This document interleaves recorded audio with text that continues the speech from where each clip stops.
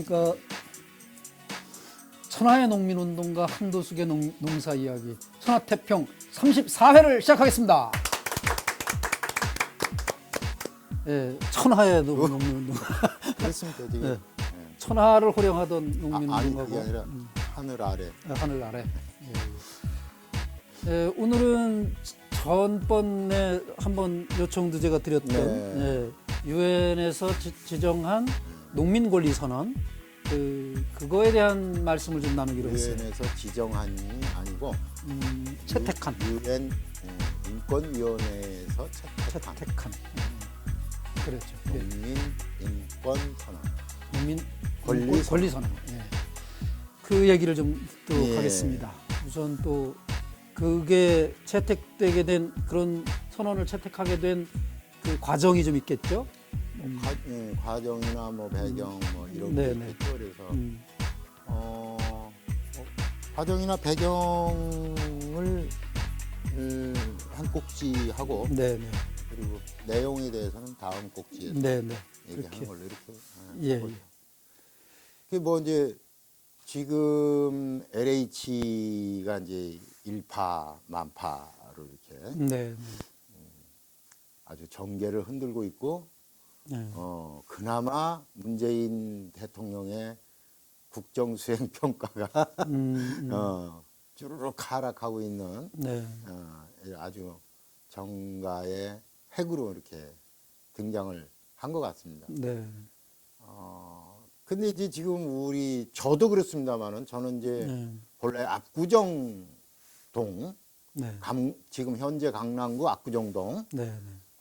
그 현대 아파트 네. 그 동호대교 네. 건너가기 남쪽에 동호대교가 있는 건너가는 그 자리 네. 네. 거기 살았어요. 네. 그런데 제가 이제 82년도에 이 평택으로 내려왔거든요. 네. 쫓겨 내려온 거죠. 네. 몰랐죠. 왜 쫓겨가는지도 모르고 아버지 아주 따라서 어린 나이에. 쫓겨 내려온 건데 뭐 그렇게 어린 나이는 아니죠. 그때 82년이면은 그러면 뭐 그 24살 5살 됐을 때 그런데도 우리 집이 왜 쫓겨 이사 가는지를 몰라요? 이제 그 전부터 이제 그런 배경들이 있었는데 그걸 몰랐던 거죠. 이제 그때 이제 쫓겨날 때는 이제 서울에는 이제 집이 남아 있으니까 네. 아버지 어머니는 거기서 이제 계시고 저는 이제 80년에 내려왔으니까 네. 뭐 아이간 우리가 개발이 되니까 쫓겨 내려오는 거죠. 근데 그 내부에 있던 거를 모르는 거죠. 그게 뭐예요? 그러니까 그게 이제 그 도시의 확장이라는 거죠. 도시의 확장을 통해서 원주민들은 아무런 거기에 개입하지 못한 상태에서 그냥 소개되는 뭐 토지가 있는 농민이라고 하더라도 이미 70년대에 동아조선일보를 이렇게 보니까 70년 12월 달에 발표를 했더라고요. 그러니까 먹물이 들어있는 사람들은 알죠. 신문을 보는 사람들은. 여기 앞으로 개발이 되겠구나. 이제 그래서 그런 사람들은 그 정보를 독점할 수 있었던 거고 그리고 뭐 땅을 좀 가지고 있으면 돈이 좀 되겠다. 이런 생각을 했겠죠. 예. 그러나 그걸 전혀 모르고 있던 사람들은 도시 사람들이 와서 땅을 내가 사겠다. 지금 평당 20원 하던 거를 100원 주겠다. 안 팔겠어요? 5배나 높은데 팔죠. 그리고 스물스물 동네를 다 떠나는 거죠. 이제 그런 거를 그 내막들을 우리는 이제 전혀 몰랐던 것이고 이후에 이제 알고 보니 그랬다. 거기서 그 원주민들 강남에 살았던 원주민들의 어떤 이야기나 그다음에 그 권리나 이런 것들은 전혀 누군가가 챙겨주지 않았다는 그런 거죠. 그냥 나가게 만든 거죠. 그래서 그 속에는 수많은 이제 오랫동안 가져왔던 근교 농업의 어떤 문화라든지 그다음에 사람들이 살아오면서 만들어놨던 뭐 도당제라든지 네. 뭐 초가집이라든지 이런 거 뭐 다 이제 없어지는. 그러니까 그 사람들이 살면서 남기고 만들어 왔던 모든 것들이 다 사라져 버린 거잖아요. 네. 이런 이제 관점에서 보면 이것들이 이제 원주민 특히 이제 농민들의 그 권리를 침해한 것이다. 네. 특히 이번 이제 LH에서도 보면 네. 3기 신도시고 뭐 2기 신도시고 1기 신도시고 간에 네. 거기도 모든 가정들이 똑같아요. 네. 거기에 있던 농민들은 그것에 대한 어떤 그 정치적 개입을 네. 하지 못한 상태에서 네. 쫓겨나가거든요. 예. 그러면 쫓겨나가는 게 아니라 보상받고 나가는 거 아니냐 이렇게 얘기할 수 있지만 네. 사실은 아까도 말했듯이 이미 그 정보를 알고 있는 사람들에 의해서 네. 이미 다 재산 권한들을 다 네. 뭐 하거나 뭐 포기하거나 뭐 이렇게 한 상태가 돼버린 거죠. 네. 거기다가 또 땅이 없는 사람들은 더욱이 또 이제 네. 문제가 되는 이제 그런 거잖아요. 네. 이제 이런 것들이 지금 우리나라로 보면 개발도상국들이 가지고 있는 네. 하나의 문제.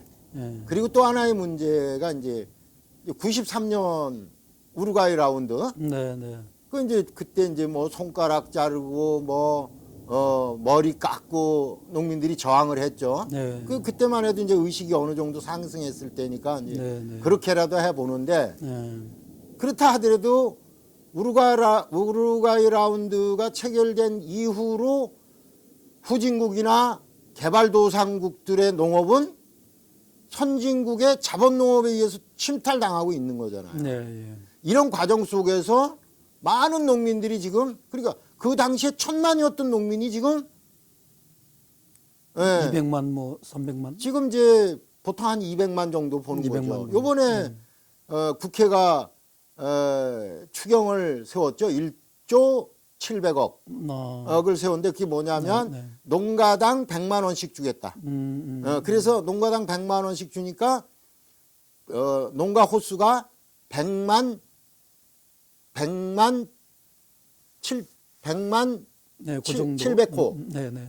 아니 100만 7천호. 그러니까 그 100만 원씩 주니까 그게 1조 700억인가 이렇게 되는 거예요. 네.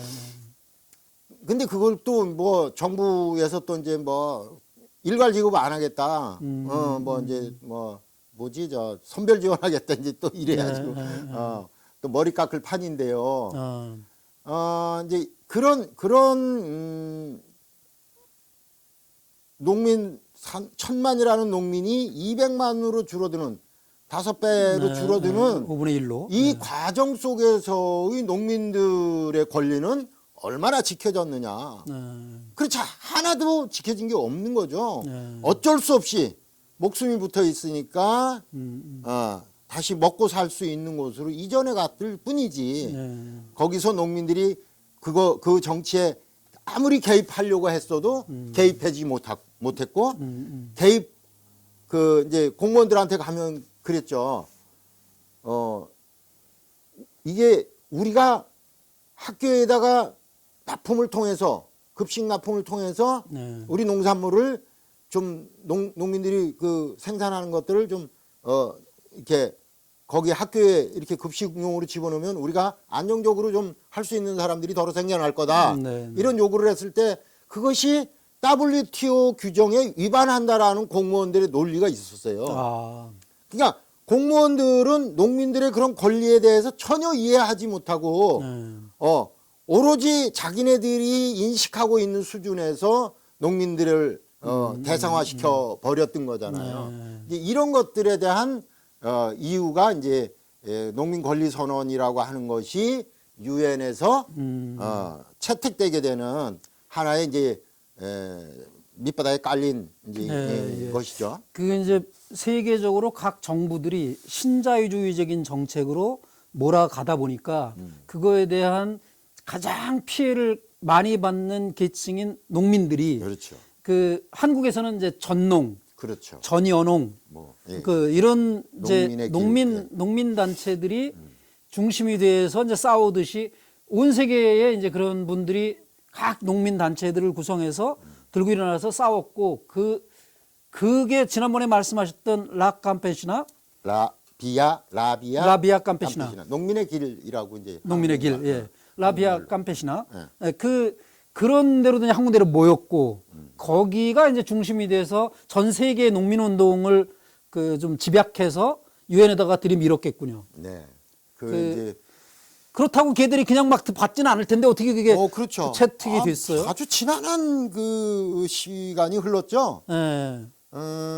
농민 의장 하실 때도 제가 이제 2008년도에 의장이 되고 나서 예. 동남동아시아 비아캄파시나 동남동아시아 회의가 우리나라에서 열렸어요. 네네네. 그때도 되게 재밌는 거가 많이 있는데 네. 못 들어오는 사람들이 있어요. 의장님이 스위스인가 어디서 쫓겨나듯이. 우리나라에서 이런 테러리스트들. 방문을 거부하는 지역의 사람들이 있더라고요. 예. 우리가 초청했음에도 불구하고 김포공항에 억류됐다가 이제 우리가 가서 풀어가지고 뭐 데리고 온 사람도 있고 또 돌아간 사람도 있어요. 이제 예를 들면 필리핀에 필리핀은 비아캄파시나에 2개의 조직이 가입해 있어요. 예. 여러 개가 있는 데가 있더라고요. 국가별로 하나씩인데 아니요. 국가는 82개밖에 안 되는데 제가 검색하고 왔어요. 그래요? 네. 단체는 잘하셨습니다. 가입한 단체는 181개인가 그래요. 예. 한국도 둘이잖아요. 전농하고 전연홍이. 그렇게 따지면 그렇죠. 네. 난 그 얘기가 아니고 네. 예를 들면 한국 같은 경우에 비아캄파시나에는 전농이 가입해 있는 거고 그 다음에 전연홍이 가입해 있는 거고 그렇지만 한농연이나 한연홍은 가입하지 못해요. 뭐 자격이 있어요, 그게? 아니면 우리 내부에서 성향이요, 성향. 성향상. 예, 성향입니다. 그게 이제 뭐냐면 한농연은 국제 조직이 있습니다. 한농연 국제 조직이 아파인가? 아파는 아마 카톨릭 쪽 그 국제 농민 조직이고 이쪽이 이제 있는데 뭐냐면 거기는 농민을 파머를 예, 우리가 농민으로 이제 해석을 하는 거예요. 근데 이제 전농이나 전연농 같은 경우에는 피전트입니다. 피전트. 그러니까 소농. 소농 또는 소작농. 네, 그렇죠. 피전트로 돼 있어가지고 그 분명한 차이가 있습니다. 그런데 이제 필리핀 같은 경우에는 똑같은 소농인데 근데 두 단위가 있어. 하나는 공산주의 계열. 그리고 하나는 이제 그 반대 진영에 있는. 그래서 이 두 단체는 같은 입장이면서도 이념이 다른 거야. 같은 모든 그 소농의 행위나 뭐 이런 걸 다 똑같이 움직이고 규정하면서도 대립돼 있었. 국가 내에서는 그런데 그럼에도 불구하고 이제 두 단체가 다 비아캄파시나에 가입이 돼 있죠. 그래서 그 친구들이 이제 공산주의 계열의 그 친구들은 돌아갔었죠 한번. 그러다 나중에 이제 우리가 항의해가지고 한번 이제 다시 회의할 때 이제 한번 들어왔었는데 어쨌든 제가 이제 의장님 시절에 의장님 하실 때는 그 유엔에서 농민 권리 선언이라는 선언을 채택하지 않았어요. 그럼요. 얼마 안 되더라고. 한 2년? 그러니까 3년? 이제 2018년에 채택한 거예요. 그렇죠. 근데 2007년도에 뭘 채택을 했느냐면 원주민 권리 선언이라는 걸 채택을 했어요. 2007년도에. 근데 그 원주민 권리 선언이 이제 그 내용이 좀 비슷해요. 농민 권리 선언하고 원주민 권리 선언이 좀 내용이 비슷한데 요 원주민 권리 선언을 가지고 거의 20년 동안 행동을 한 거예요. 네, 예. 이게 이제 자꾸 세계가 글로벌화 돼 가니까 네, 네. 이제 그런 문제들이 생기는 거. 지금 내가 어렸을 때 겪었던 문제들이 뭐 아프리카 말라카시에서도 발생하고 네. 예를 들면 이런 거예요. 네.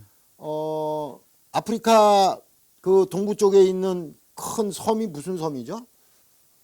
큰 섬 하나 있죠. 마다가스카르? 마다가스카르. 네, 네. 마다가스카르에 아마 대우 우리나라 대우 예, 이런 대우가 뭐 한 엄청나게 큰 토지를 빌려가지고 마다가스카르 정부로부터 빌려가지고 농사를 짓겠다고 네. 거의 한 10년 전에 그 진출을 했습니다. 우리나라 대우가 지금도 뭘 해요? 김우중 이후에 나는 뭐 대우는 10년 모르겠어요. 전이니까요. 그때 아마 농업개발회사가 아마 있었던 것 같아요. 그래서 거기를 갔는데 거기에 이제 대우가 300만 평을 농지 조성을 하려고 그러니까 이제 한국농어촌공사 네, 네. 기술자들도 가고 그다음에 이제 코이카 쪽 사람들도 이제 가서 이제 협력을 하죠. 그런데 거기에 그 원주민들 원래 보통은 요즘에 이제 선주민이라고 그럽니다. 원주민이라는 말보다는 선주민이라는 그러니까 원주민의 어감 때문에 이건 뭐 국어 시간은 아니지만 그 하여간 그 요즘에 선주민이라는 말 많이 써요. 원주민이라고 하고 싶은데요. 아 그래요? 아, 일단 하시고. 어쨌든 그래서 그 그 원주민들이 투쟁을 하는 거예요. 여기는 우리가 태어나서 우리가 여기에 환경을 지키면서 우리가 농사를 지어서 우리가 여기서 먹고 살고 있는데 왜 갑자기 우리를 내쫓는 거냐. 쫓아가면서 한 거군요, 그것도. 아니 내쫓으면서. 농지를 개발하려니까 거기 있는 사람들 내보내야 되잖아요. 어디 황무지를 개발한 게 아니니까. 그렇죠. 아니 황무지라고 하더라도 그 땅에 이 땅을 이용하는 사람들이 있을 거 아닙니까? 뭐 열매를 따든 뭐 자연 상태에 뭐 커피를 채취하든 그렇죠. 뭐 하는 사람들이 있는 거죠. 그럼에도 불구하고 그 농지를 조성하기 위해서 거기 있는 사람들을 내쫓는 거잖아요. 이 사람들의 권리는 전혀 인정이 안 되고 있었던 거지. 그리고 이 사람들에 대해서 이 사람들이 그 개발에 대해서 정치적으로 자기 의사를 표현할 수 있는 권리 그리고 그것을 주장하고 싸울 수 있는 권리까지 이 싸우는 것이 형사적 처벌을 받지 않는다라는 것까지 그런 권리를 다 규정을 한 거예요. 저항권이네요. 그게. 그렇죠. 그런 걸 다 정당한 저항권을 유엔에서 그 원주민들에게 주어졌던 저는 선주민이라고 표현하는 그런 권리를 93년도 그때 이미 채택을 했었다. 그렇죠. 아니 93년이 아니고 채택한 거는 2007년 유엔 인권위원회가 그걸 채택을 했어요. 채택을 했고. 근데 이제 그거는 그런 원주민 그것도 계속 반대를 했지. 유럽연합이라든지 미국이라든지 호주, 뉴질랜드 이런 농업 선진국들, 캐나다 뭐 이런 나라들은 계속 반대를 했어요. 우리나라도 계속 따라다니면서 반대하고. 그러다가 2007년도에 이제 채택이 된 거죠. 채택이 됐는데 그때도 반대한 국가들이 11개 국가인가 뭐 이렇게 돼요. 그 이제 그럼에도 불구하고 어쨌든 비아캄파시나에서는 2007년도에 그걸 통과시켰어. 통과시키니까 채택하게 만들었어요. 그리고 나서 이제 힘을 얻어서 그거를 이제 제가 그 기억하기로는 아주 미국인인데 그 끝에 이름이 피터야. 무슨 하여간 걔가 이 비아캄파시나의 의장이었어요? 아니 브레인. 브레인이었던 것 같은데 그 친구가 그때 이제 그런 글을 써가지고 이렇게 이제 배포를 해서 이제 같이 토론도 하고 이제 그랬던 적이 있는데 그게 이제 연장이에요. 농민의 길, 원주민 권리를 인정하라 하는 그것과 연장된 선에서 이제 발전시켜 나가는 거예요. 농민 인권 선언이라고 하는 거는. 그게 이제 그때도 우리나라는 기권한 건가요? 반대했죠. 반대표를 던졌어요 그때는. 반대했죠. 반대했죠. 그 그러다가 이제 2008년서부터 유엔에 6차례 올렸어요. 이게 내용을 만들고 네, 그 네, 내용을 네. 가지고 토론하고 네, 네. 제가 또 아프리카 가서도 토론하고 뭐 이렇게 해가지고 네, 네. 자꾸 이제 쌓여가지고 이것도 넣어야 된다 저것도 넣어야 된다 뭐 이렇게 해가지고 이제 쭉 해서 네. 내용을 만들어서 네. 6차례의 유엔 인권위원회에 올린 겁니다. 이거를 아, 예. 총회에 채택하라. 네, 네, 네, 네. 그래서 6차례마다 총회에서 채택을 했어요. 총회 그러니까 총회 안건으로 부의가 된 거예요. 안건으로까지는 올라갔는데. 안건으로 올랐는데 계속 브릭스 농업 선진국이라고 하는 브릭스 계속 반대, 미국 반대, 유럽연합 반대, 계속 반대했죠. 그러다가 이제 이게 차츰 이제 변화가 생겨요. 네. 왜냐하면 이제 각 국가들이 비약 감파 신화의 영향을 받습니다. 네. 우리나라만 비약 감파 신화를 모르고 비약 감파 신화를 아닌 걸로 알아요. 예. 예. 근데 제가 이제 외국에 나가 보면 네, 네. 선진국일수록 비약 감파 신화를 네. 개무시를 하는데 후진국이나 중진국일수록 네. 비약 감파 신화의 위상이 높아요. 네, 네. 거기에는 국회의원이라든지 그 나라에 예, 예. 국회의원이라든지 정부 관료라든지 네, 네. 이런 출신 사람들이 있어요. 네. 그 제가 아프리카에 갔는데 그 요하네스버그에서 비행기 타고 또 이렇게 동쪽으로 갔는데 그 나라 이름 까먹었네. 네. 거기는 비약 감파 신화 행사하는데 개막식에 대통령이 참석을 하더라고. 그래서 야 이건 뭐야 별천지에 왔네 이런 생각이 좀 들더라고요. 그만큼 비약 감파 신화의 영향력이 큰 거예요. 이런 그 영향력이 큰 데에서부터 점차 이제 유엔을 압박하고 또 이해시키고 한편 네. 이런 게 필요하다. 왜 글로벌 돼 가는 과정 속에서 지속 가능한 농업들을 만들어내야 이 지구가 건강하게 갈 텐데 네. 그리고 그 속에서 일하고 농사 짓고 있는 농민들이 또 그것들을 또 재생산하는 네. 그 과정 속에 있는 것인데 이것들을 보호하지 않으면 어떻게 할 것이냐. 지구의 지속 가능성이 보장되지 않는다. 이제 이런 식으로 네. 이게 이제 이해가 돼 가기 시작하면서 네. 결국은 2018년도에 이제 유엔 총회에서 결정이 121개국이 찬성을 하고 네, 네. 그다음에 열 몇 개 나라가 반대를 하고 네. 우리나라는 기권을 했죠. 하고. 예. 기권을 한 이제 이유가 너무 저는 재밌다라고 발표를 했어요? 왜 기권했는지 정부에서? 물어봤죠 우리가. 이제 유엔 총회에서 이제 이렇게 딱 나왔잖아요. 코리아 기권, 사우스 코리아 기권 이렇게 나오니까 이제 정부 당국자한테 이제 그거 당국자한테 이제 물어본 거예요 농림부. 네, 네, 네. 그랬더니 처음에는 대답을 안 해요. 네. 그러다가 하도 이제 집요하게 이제 물어보니까 네. 기권을 한 이유에 대해서 종자주권이라는 문제가 걸렸다라는 거예요. 종자주권이라는 종자는 우리가 식민지를 해야 되는데 어디 감히 주권이라는 단어. 우리나라에 그런 거 많아요 지금. 아니 제가 요새 역사에 빠져가지고 역사 공부를 좀 하지 않습니까? 가만히 들여다보니까 완전히 우리나라 이 대학의 그 역사를 가르치고 있는 교수들이라는 작자들이 전부 식민학자들이에요. 보니까 왜 우리가 우리의 역사를 그 파내고 공부해서 논리를 세우고 해야 되는데 왜 일본이 만들어 놓은 그 역사를 가지고 계속 확장시키고 그러는지 모르겠어요. 이거 뭐 이영훈이니 뭐 이런 사람들이 그 뭐 위안부 문제를 이렇게 막 왜곡하고 그래도 우리 그런 사람들 쫓아내지도 못해요. 네. 그런 사람들은 그냥 자유민주주의잖아요. 자유민주주의. 그러니까 그래서 그런 거예요. 개 같은 소리를 해도 자유민주주의니까. 그 이제 우리가 이제 제가 어디로 가다가 얘기가 새 버렸어요 지금. 예. 이영훈이가 나오는 바람에 네네. 아주 그냥 열받아가지고, 예. 굳어버렸어요. 제가 방향을 그런 사람이 많은 게 이제 네네. 그런 주권을 뭐, 포기한 먼저도, 사람들. 얘기했지만 이제 네.